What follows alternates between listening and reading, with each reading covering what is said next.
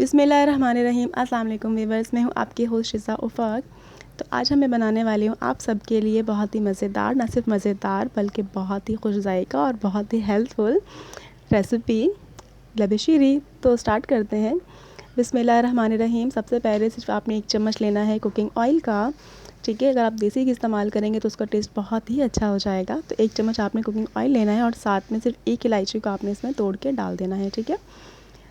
और फिर उसके बाद आपने इसमें ऐड करना है 1 चम्मच ग्रीन जो सेवइयाँ होती है, कलरफुल जो होती है, जिसे पास्ता भी कहते हैं।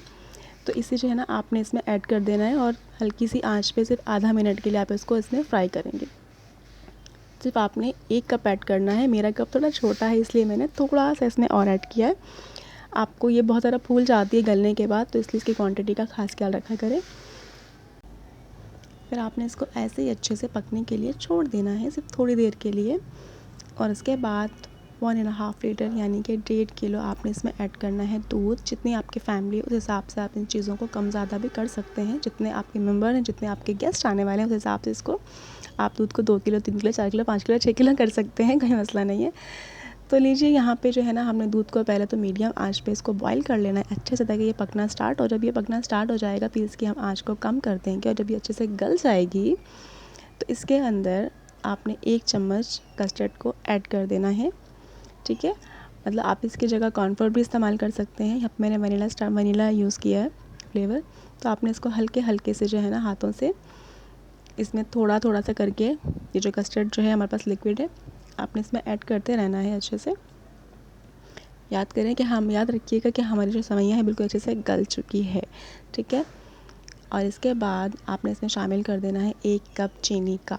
चीनी कम ज़्यादा आप अपने टेस्ट के हिसाब से कर सकते हैं। बहुत ज़्यादा हमें यहाँ पे इसको गाढ़ा नहीं करना, इसलिए हमने कस्टर्ड जो था थोड़ा कम ही इस्तेमाल किया है इसमें।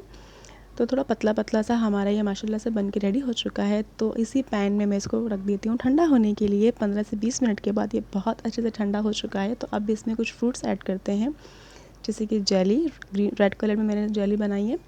आप इसमें डिफरेंट कलर में ग्रीन, येलो, मतलब जो भी आप जेली करना चाहें वो इसमें ऐड करें। साथ में फ्रूट्स जैसे कि एप्पल, बनाना, अंगूर और ग्रेप्स कहते हैं ना अंगूर को एप्पल, बनाना, ग्रेप्स।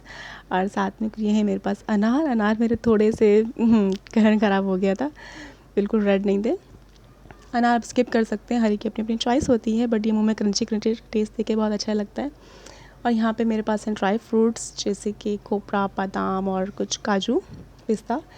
तो ऐड कर दें और अब दे कीजिए। माशाल्लाह हमारी बहुत बहुत बहुत अच्छी सी, बहुत ही मज़ेदार सी लबे शीरी बन के रेडी हो चुकी है। तो उम्मीद है आपको मेरी आज की रेसिपी बहुत पसंद आने वाली है। इसे ज़रूर ट्राई कीजिएगा, मुझे दुआ में याद रखें। इंशाल्लाह बहुत जल्द मुलाकात होगी आपसे अगली रेसिपी के साथ। टिल देन अल्लाह हाफ़िज़।